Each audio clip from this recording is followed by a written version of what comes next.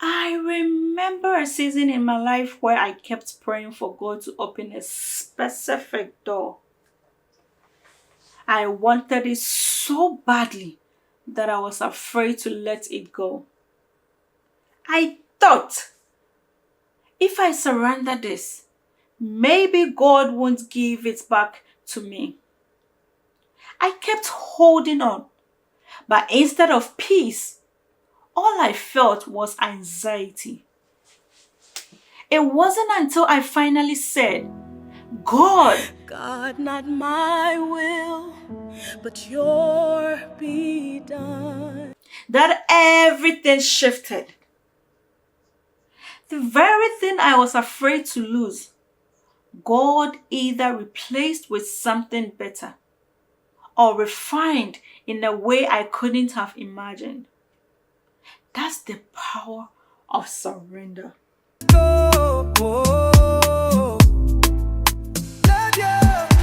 Before we can talk about placing things on the altar, we must first understand what the altar represents. In the Bible, the altar was not just a physical structure. It was a place of deep spiritual significance.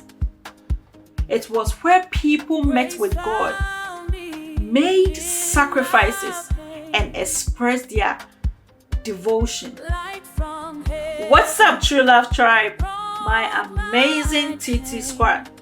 Welcome to True Love's Corner, where we inspire hearts one story at a time.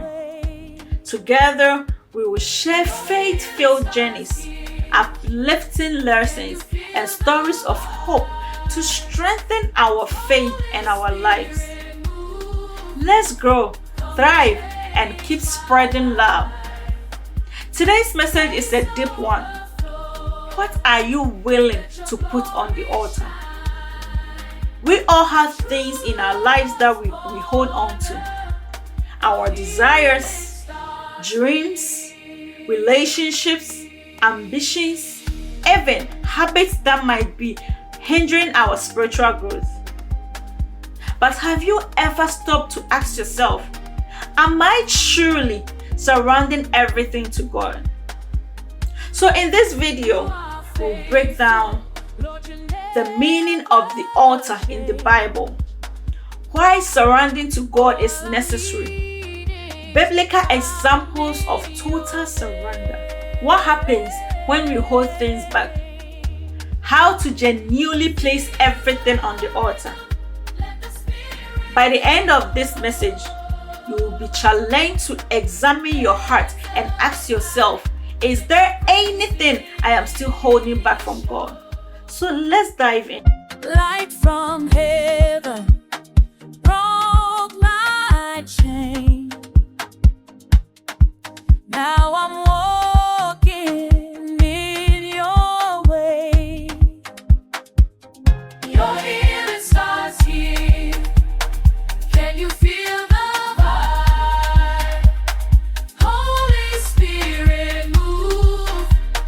Come and change my life. Grace overflow. Let your glory shine. At True Love's Corner, your healing starts here. So what does the altar represent in the Bible? The altar was a place of sacrifice.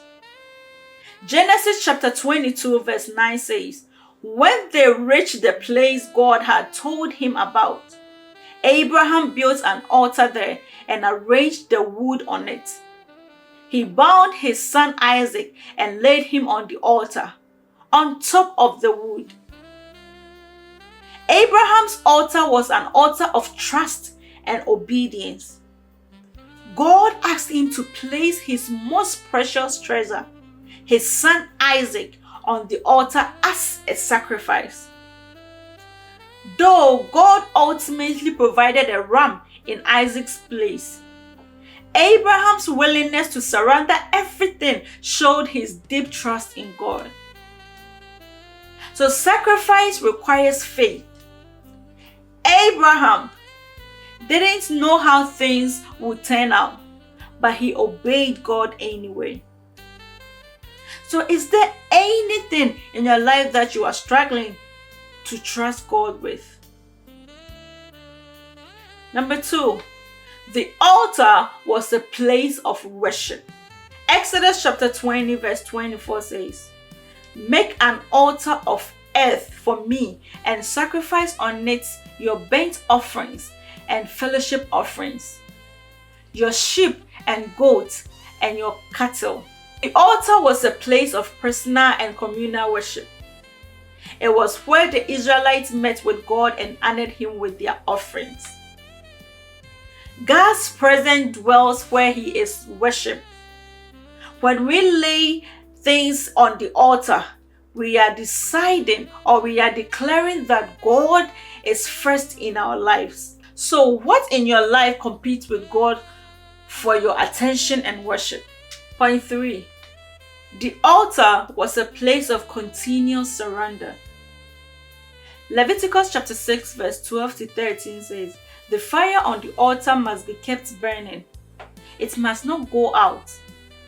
Every morning, the priest is to add firewood and arrange the burnt offering on the fire and burn the fat of the fellowship offerings on it. The fire must be kept burning on the altar continuously. It must not go out."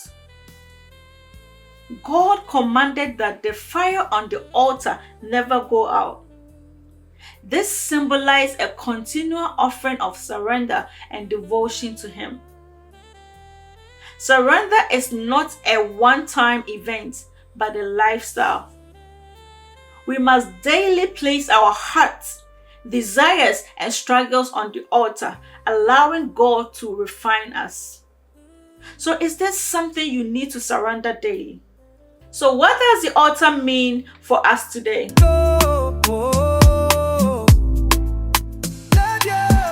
We may not build physical altars like in the Old Testament, but the principle remains the same. Number 1, the altar represents surrender. When we say we are putting something on the altar, we are saying, "Lord, I give this up for you. Not my will, but yours be done." Point 2, the altar represents obedience.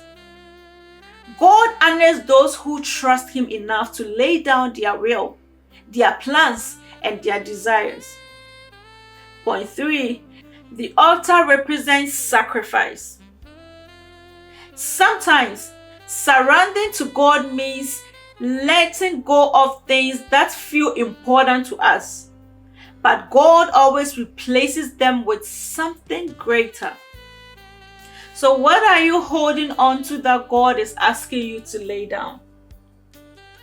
Some things we struggle to place on the altar include relationships that are not aligned with God's will, fear of the unknown, a dream, career, or plan we are unwilling to release, a sin or habit we don't want to let go of, pride, unforgiveness, or past hurt. So, are you willing to surrender it all to God today?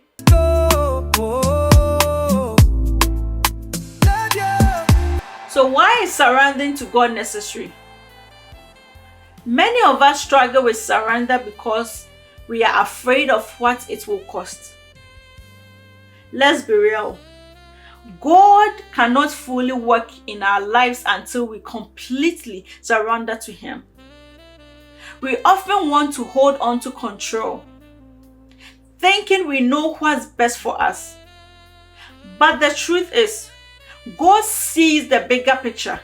He knows what will bring us true fulfillment, peace, and joy.